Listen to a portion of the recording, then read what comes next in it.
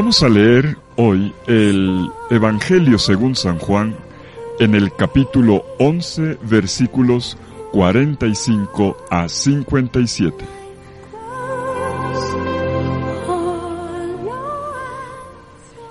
En aquel tiempo, muchos judíos que habían venido a casa de María, al ver lo que había hecho Jesús, creyeron en él. Pero algunos acudieron a los fariseos y les contaron lo que había hecho Jesús. Los sumos sacerdotes y los fariseos convocaron el Sanedrín y dijeron: ¿qué hacemos? Este hombre hace muchos signos. Si lo dejamos seguir, todos creerán en él, y vendrán los romanos y nos destruirán el lugar santo y la nación. Uno de ellos, Caifás, que era sumo sacerdote aquel año, les dijo: vosotros no entendéis ni palabra. ¿No comprendéis que os conviene que uno muera por el pueblo y que no perezca la nación entera? Eso no lo dijo por propio impulso, sino porque, por ser sumo sacerdote aquel año, habló proféticamente, anunciando que Jesús iba a morir por la nación. Y no solo por la nación, sino también para reunir a los hijos de Dios dispersos. Y aquel día decidieron darle muerte. Por eso Jesús ya no andaba públicamente con los judíos, sino que se retiró a la región vecina, al desierto, a una ciudad llamada Efraín, y pasaba allí el tiempo con los discípulos. Se acercaba la Pascua de los judíos y muchos de aquella región subían a Jerusalén antes de la Pascua para purificarse. Buscaban a Jesús y estando en el templo se preguntaban: ¿qué os parece? ¿No vendrá la fiesta? Los sumos sacerdotes y los fariseos habían mandado que el que se enterase de dónde estaba les avisara para capturarlo. Palabra del Señor. Gloria a ti, Señor Jesús.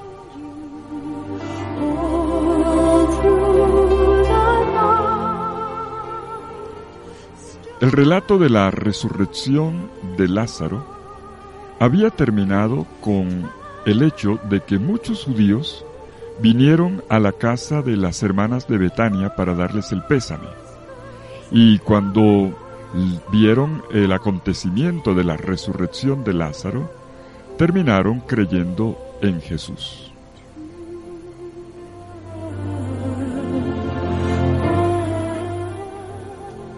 Aquel signo de la resurrección de Lázaro era un signo, era una revelación de la gloria de Dios, una manifestación de la gloria de Dios, que les permitió reconocer en la persona de Jesús a un hombre que venía de Dios.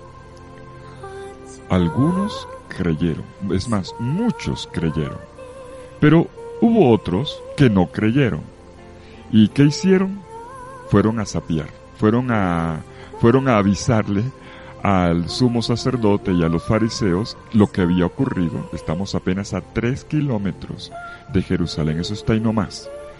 Fueron a dar la noticia y esto seguramente en Jerusalén causó pánico entre las autoridades. ¿Y cómo reaccionaron? Deprisa convocaron una reunión del Consejo Supremo, llamado Sanedrín.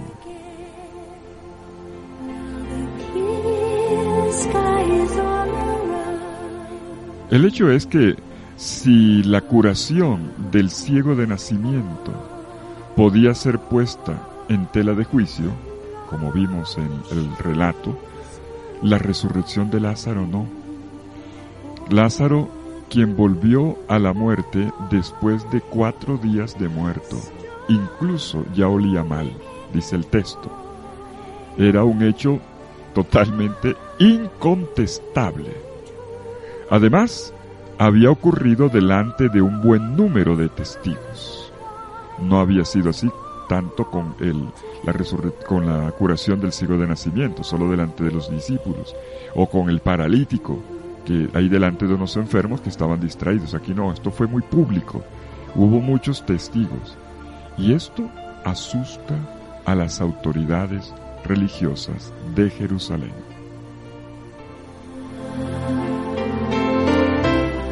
ellos enseguida sacan cuentas. Ellos dicen, si esto sigue así, todo el mundo se va a ir detrás de este Galileo, detrás del Rabí de Nazaret. Estamos perdidos.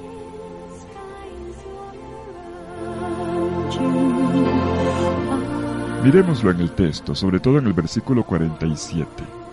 Con ironía, el evangelista Juan, que es tremendamente irónico, pone en boca de los enemigos de Jesús una frase en la que admiten la grandeza, pero la admiten mordiéndose la lengua.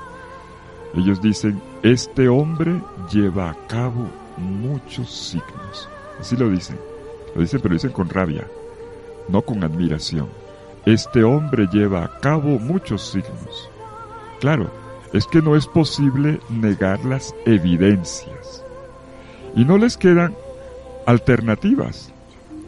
O los signos de Jesús no son auténticos, o nos toca admitir que Jesús no es una persona cualquiera. Ahora bien, las evidencias imponen la segunda opción. Es claro que Jesús es un enviado de Dios.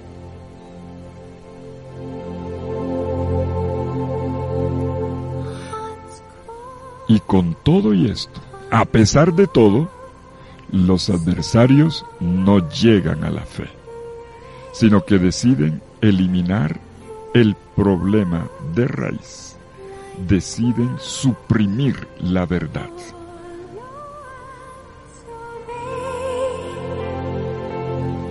Es que cuando uno no quiere creer, no quiere creer. Por más explicaciones, catequesis, videos de WhatsApp, grupos, nada. Cuando una persona no quiere creer, no quiere creer. Es una cuestión de voluntad.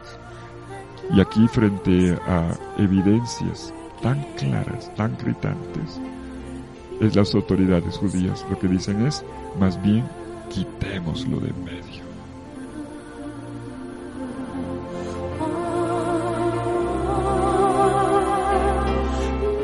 Y entonces viene el corazón del relato de hoy. La discusión que sigue es de carácter eminentemente político, pero no deja de reflejar el problema religioso. El miedo del Sanedrín, el miedo que ellos tienen, es que todos, versículo 48, dice que todo el mundo termine creyendo en Jesús. Y uno tendría que preguntarse, a ver, ¿y por qué Jesús implicaría para ellos o para cualquiera un peligro, un riesgo? Es más, mirando el argumento que ellos sacan de la colación, ¿por qué los romanos tendrían que intervenir militarmente por causa de este Galileo si él no ha expuesto ideas ni programas de revolución, ni ha montado ningún conflicto armado? ¿Por qué los romanos tendrían que intervenir, como dice el sumo sacerdote Caifás, que van a intervenir? No tiene mucho fundamento.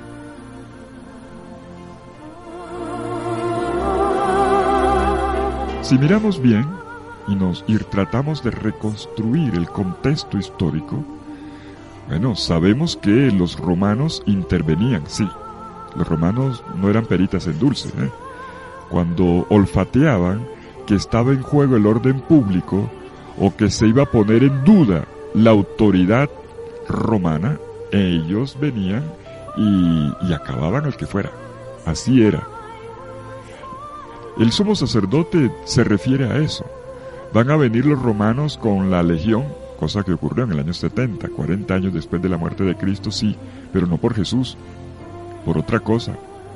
Y él olfatea, el sumo sacerdote olfatea lo que puede pasar. Él dice, van a venir y nos van a destruir el templo, incluso toda la nación. Pero tenemos que decir, estamos en el año 30. La destrucción del templo o del país no estaba en el programa de Roma. A menos que hubiera una guerra declarada. Ese es el contexto, en el año 30, en el tiempo del Jesús terreno.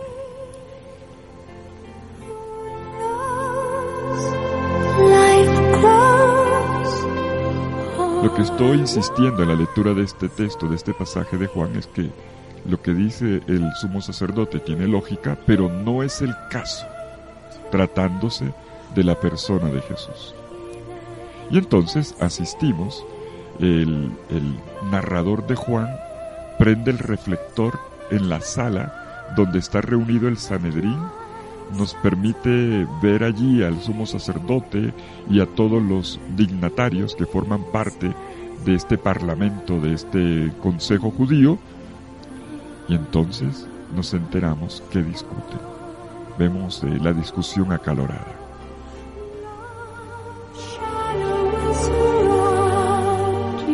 La discusión, que comienza como un tema religioso, en realidad se pasa para el plano político.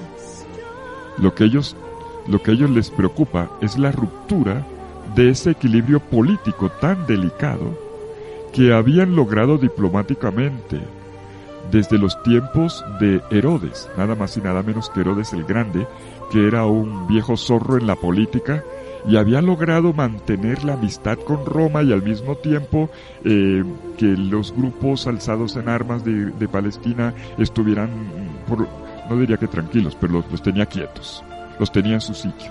Y mantuvo una diplomacia que logró el equilibrio político, un equilibrio político bien complejo y delicado. Y esto se mantenía en este tiempo, a pesar de diversas revueltas, opresiones que había, se lograba mantener.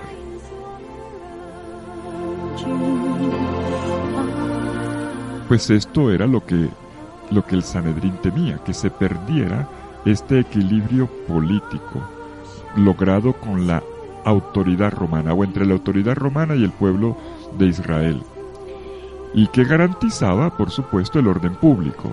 Pero no solo el orden público, no nos digamos mentiras, ellos estaban preocupados por otra cosa también, por la defensa de ciertos privilegios para las familias aristocráticas de Jerusalén, las que manejaban la plata y las que tenían el control del país, el control político o al menos religioso de la gente. Ese era el miedo que ellos tenían, perder el privilegio, que se les viniera abajo su emporio económico.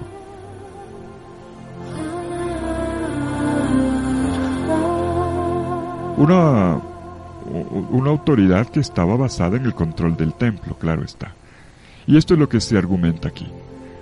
El miedo de que dejara de funcionar el templo, de que se perdiera la libertad religiosa, que comprendía incluso, para muchos de los que estaban en el Sanedrín, los fariseos, la pérdida de la posibilidad de enseñar con libertad la ley al pueblo.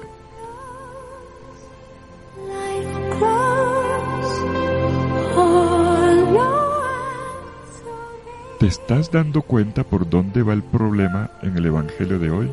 El contexto es muy importante. Pero veamos cómo se resuelve el dilema. Lo resuelve Caifás. Caifás manda callar a todo el mundo en la sala.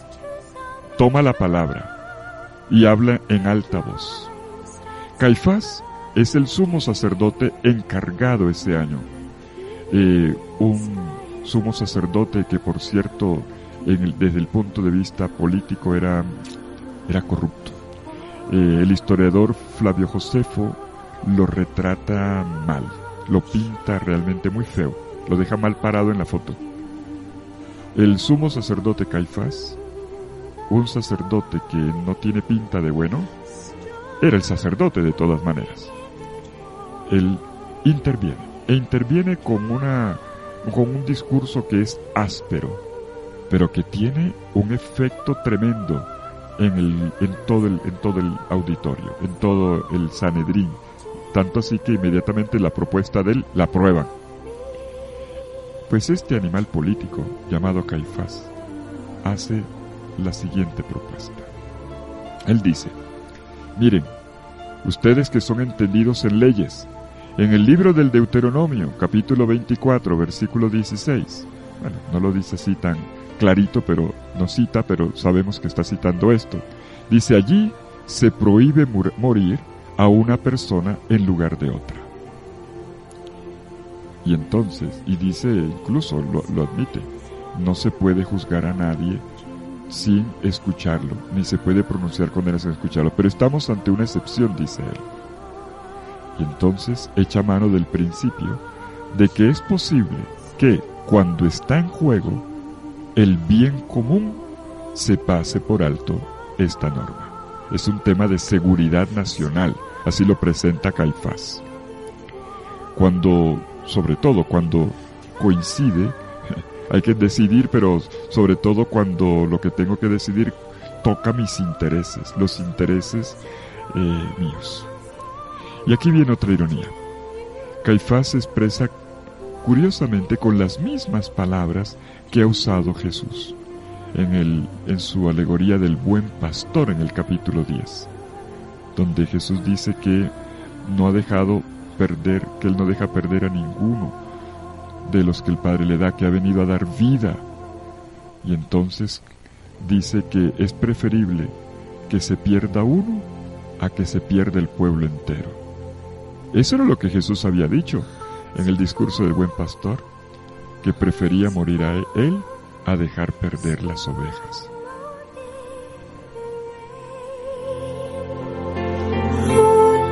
¿Se dan cuenta de la ironía? Está hablando de la muerte de Jesús y coloca un dilema, dice, no, quitemos a este tipo de encima, de medio. Pero lo que está haciendo es repetir de forma inconsciente lo que Jesús ya ha dicho antes acerca de él.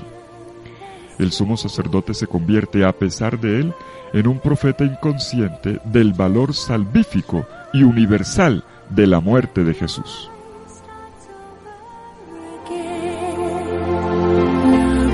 Y lo mismo pasa con otra frase que pronuncia enseguida. Estoy leyendo Juan 11:50. Dice, y no sea arruinada toda la nación. De nuevo, sin quererlo, resulta haciéndole eco a las palabras de Jesús, quien dijo que no había perdido ninguno de los que el Padre le había confiado. Lo dijo en el capítulo 10 y lo repetirá en la oración sacerdotal del capítulo 17, versículo 12. Bueno, en boca del mayor enemigo de Jesús, resulta anunciándose también el valor salvífico de la muerte de Jesús. La muerte de Jesús ocurrirá no porque sea lo más conveniente para el pueblo, como dice Caifás, sino porque así lo había establecido el proyecto de Dios.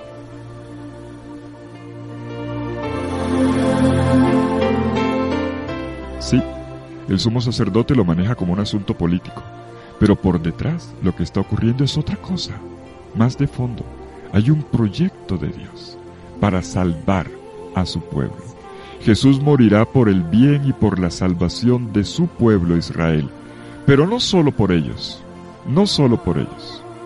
Se va a decir el sumo sacerdote enseguida, y no solo por la nación. Bueno, lo comenta el evangelista Juan a propósito de las palabras de Caifás, y no solo por la nación, sino para reunir a los hijos de Dios dispersos.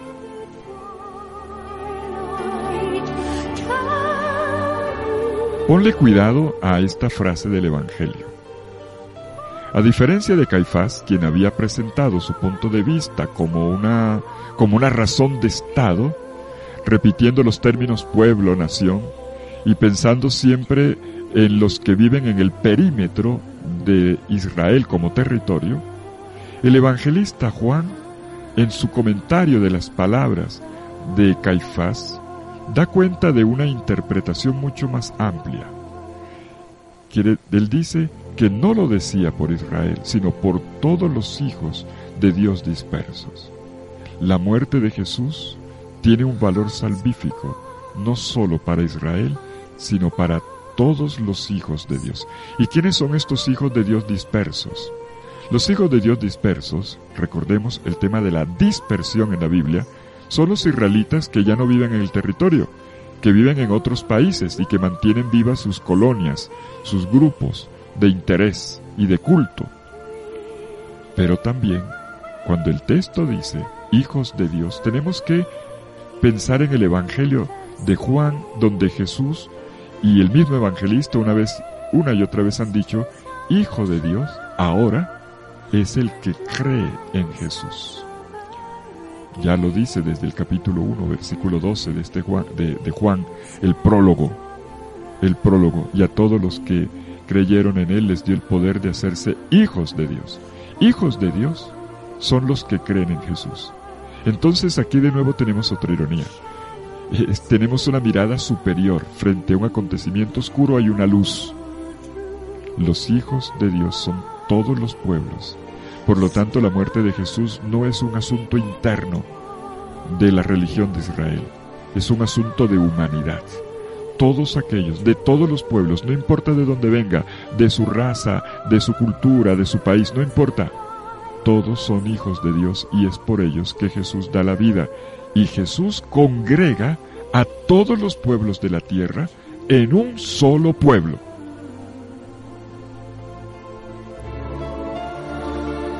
Y este es el sentido de la muerte de Jesús. Es salvación, pero también el gran abrazo de Dios que reúne a la humanidad entera en una misma fe, en una misma experiencia de filiación de Dios y de fraternidad entre todos los pueblos.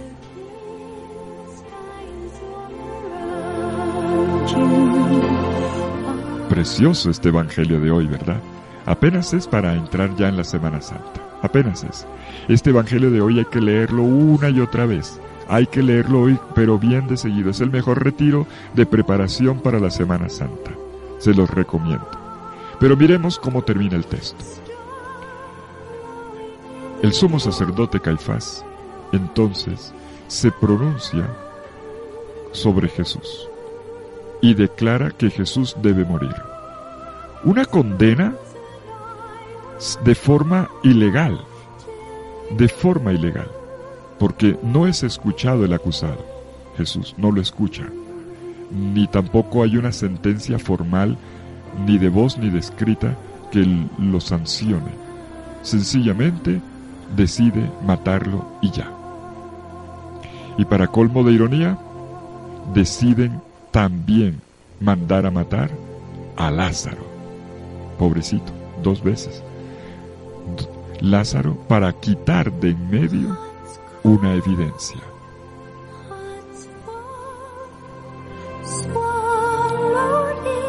¿Y qué pasa con Jesús? Jesús no había actuado en todo este evangelio, hasta que aparece aquí, en toda esta página del evangelio. Hasta que Jesús se entera y decide no dejarse ver más en público. Claro, es que Jesús no es un suicida. Dice, aquí estoy, máteme. No, Jesús va y se esconde y se mantiene en reserva en otro sitio llamado Efraín. Probablemente se trate de Ofra, una aldea que está hoy muy cerca de Betel y que uno encuentra cuando va camino de Samaria en dirección de Silo. Jesús se recoge en esta aldea, Efraín, y allí Jesús espera el tiempo de la fiesta. Jesús ha venido como peregrino a Jerusalén para celebrar la Pascua que está cerca. Y esta será la última Pascua de Jesús, la Pascua en la que se cumplirá el destino del Hijo del Hombre.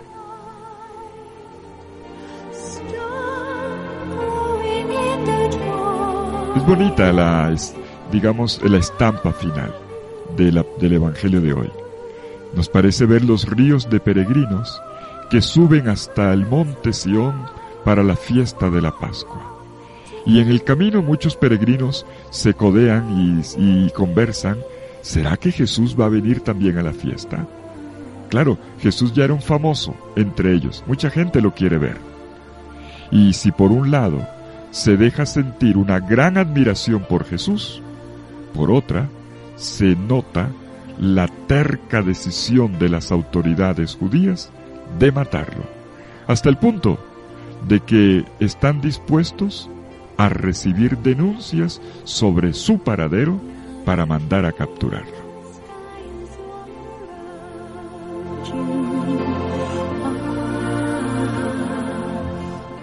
Tenemos hoy un evangelio que nos prepara ya para la Semana Santa que comienza mañana. Tenemos Por un lado, en primer lugar, lecciones del Evangelio de hoy bonitas. En primer lugar, vemos la cerrazón de las autoridades. Cuando uno no quiere creer, sencillamente no cree. No bastan los signos, no bastan las pruebas, las evidencias, se pueden pisotear tranquilamente. Cuando no quieres, no quieres. Y es el caso del Sanedrín, con el sumo sacerdote Caifás a la cabeza.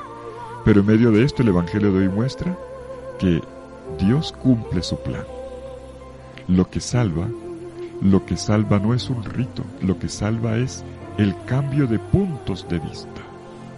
Pero tenemos también aquí que aunque Caifás, segunda lección, aunque Caifás es una persona discutible y deshonesta, un personaje oscuro, resulta profetizando una gran verdad. Lo que dice es una gran verdad. No que van a acabar con el pueblo judío, eso no es cierto, pero sí dice una gran verdad. Que Jesús va a morir para reunir a los hijos de Dios dispersos. Que uno va a morir por todos. Que Jesús va a morir por mí. En eso tiene toda la razón. Y a pesar de ser un personaje complejo, oscuro, corrupto, Dios no le niega el carisma sacerdotal que tiene y habla a través de su boca.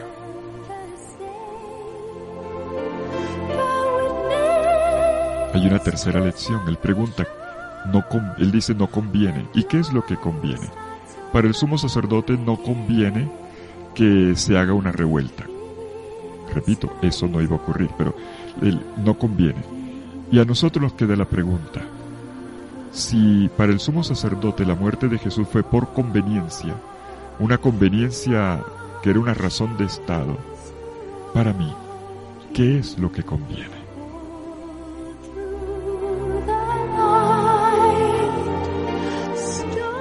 Hoy tenemos palabras para escribir a fuego en el corazón. Jesús va a morir por ti y por mí. Él va a morir para reunir a los hijos de Dios dispersos. Uno que muere por todos para reunir, para congregar a todos los hijos de Dios dispersos en la confesión de una misma fe, para descubrir en un único Dios y para que todos podamos vivir como hermanos según los valores que nos inculca este Padre común, Dios, en la persona de Jesús.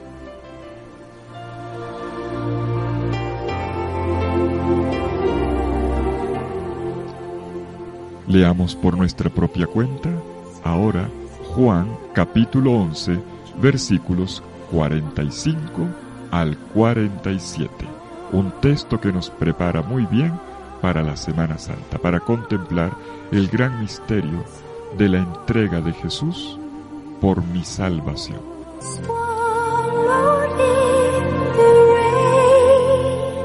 Que el Señor los bendiga en el nombre del Padre, del Hijo y del Espíritu Santo. Amén. Feliz día.